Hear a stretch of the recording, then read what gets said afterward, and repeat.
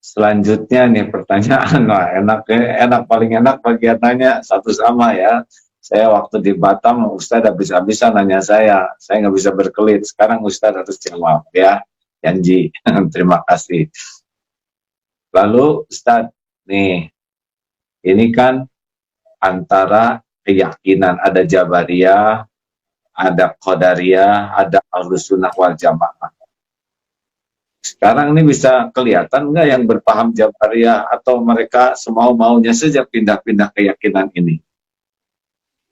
Yang selama ini mengaku Ahlus Sunnah, mulutnya berkata Ahlus Sunnah, justru sekarang bisa kelihatan dia Jabariyah. Artinya tidak ada, ya udah terserah aja lah, mau mati matilah. Kalau Ahlus Sunnah tidak begitu. Ahlus Sunnah, Allah kasih kita ikhtiar, Allah kasih kita al-kasbu, ada usaha. Kalau Qadariyah ekstrim, dia berkata tidak ada takdir. Tapi saya sampai hari ini masih ada ikhtiar usaha. Andai terjadi juga, disitulah kita baru bisa berkata, dari mulut kita berkata qadarullah, ini sudah takdir Allah SWT.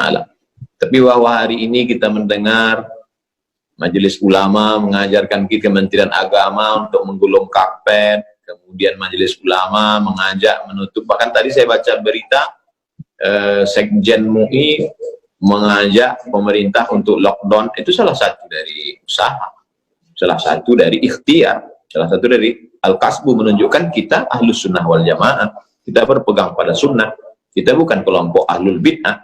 Ahlul Bid'ah waktu itu kan Jabariyah, Murji'ah, Qadariyah, Syiah, Mu'tazilah, keluar dari Ahlus Sunnah. Kita berpegang kepada sunnah Rasulullah SAW. Jadi jangan ragu-ragu untuk menyempurnakan ikhtiar, ihris ala ma yanfa'uk wasta'in billah wala ta'jaz. Itu saja, bersungguh-sungguh manfaat, jazakumullah khairan, minta tolonglah kepada Allah dan janganlah bersikap lemah. Iya. Ya kan gitu Ustaz? Ustaz sudah hafal dalilnya. Baik, nah sekarang Ustaz, kan situasi semakin berat begini nih. Kelihatannya kepatuhan umat kepada ulama itu ada poin tersendiri nggak Ustaz? Seperti sekarang ya, sebetulnya kan bagi yang sudah daerah merah begini, kalau tidak ke masjid sebetulnya tidak rugi sama sekali, niat sudah dapat pahala. Biasa ke masjid, kita akan tidak ke masjid karena uzur juga dapat pahala. Kemudian kita menjauh dari kemudaratan dapat pahala. Tidak mencelakakan orang lain dapat pahala, patuh kepada ulama juga pahala. Jadi sebetulnya luar biasa dalam keadaan begini kalau kita betul-betul pakai hati dan kejernihan berpikir. Gimana menurut Ustaz bahwa ya kita ke majelis ulama tuh ada poin khusus tidak tuh? Kita beragama ini bukan ikut perasaan, tapi berdasarkan ilmu. Makanya la ilaha illallah di awal ayatnya fa'lam. Fa'lam. Itu kasihan. Fa'lam, berilmulah. Ada ilmunya. Fa'lam annahu la ilaha illallah. Berilmu tentang la ilaha illallah. Makanya tadi saya tunjukkan kitab 50 sifat. Jadi Imam Al-Qusairi melarang orang uzlah kalau tidak punya dua ilmu. Ilmu akidah, ilmu fikih. Kalau hanya modal nekat uzlah, nanti di tempat uzlahnya dia tidak selamat dari godaan setan. Bisa-bisa keluar bukan menjadi orang bersih hati, malah jadi dukun. Jadi kalau nggak punya akidah yang benar, tidak punya fikih yang benar, uzlah hasilnya jadi dukun ya. Nah sekarang ini banyak orang modal perasaan. Perasaan saya nggak enak karena meninggalkan masjid. Perasaan saya nggak enak karena nggak sholat Jumat. Loh, kalau cuman modal perasaan, itu orang yang biasa wudhu pakai air, disuruh tayamum, itu perasaannya sholatnya nggak sah. Orang yang terus sholat 4 rakaat zuhur, pertama kali kosor, itu banyak kita alami ketika bawa jamaah umroh. Wah, nggak enak kosor ini, rasa nggak sholat. Ini pakai perasaan. Iya, iya, iya. Jadi harus pakai ilmu, bukan pakai perasaan ya. Baik, Ustaz. Jangan marah sama saya, Ustaz. Ya.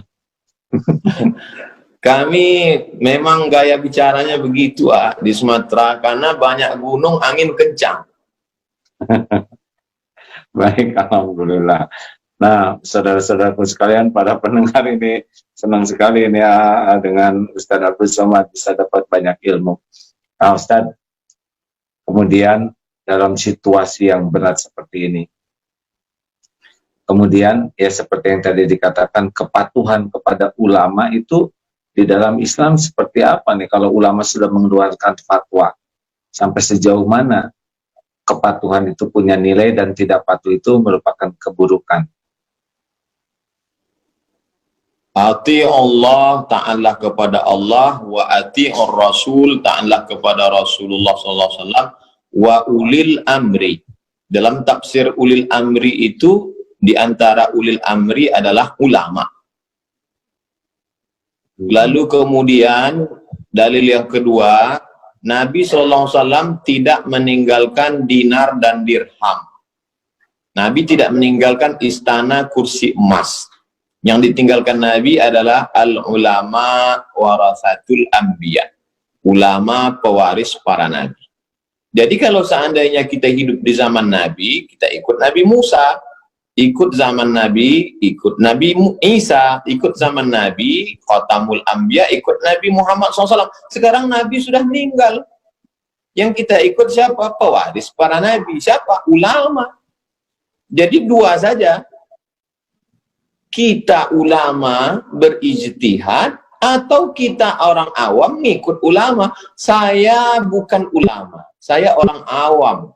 Saya cuma suka baca buku-buku ulama dan mendekatkan diri pada ulama, maka saya ikuti fatwa ulama, fatwa tuan-tuan guru, fatwa Majelis Ulama Indonesia, karena saya merasa diri saya bukan ulama. Jadi kalau ada di antara masyarakat mengatakan, ini nggak benar nih MUI, berarti dia ulama di atas MUI.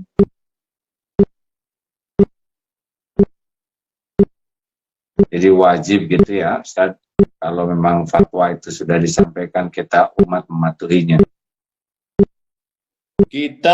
Saya mau ke Bandung ketemu Kiai Haji Abdullah Gimnastiar, maka saya percayakan hidup mati keselamatan saya pada pilot pesawat. Pokoknya kata pilot, pakai seat belt, pakai. Tutup jendela, dibuka, buka. Matikan handphone, matikan. Saya nggak ngeyel maju ke depan, saya tanya, kalau handphone saya hidup, kira-kira apanya yang rusak? Kenapa ketika dengan pilot kita hormat, nggak ngeyel, tapi kenapa dengan ulama kita melawan? Baik, baik, baik. Luar biasa. Alhamdulillah.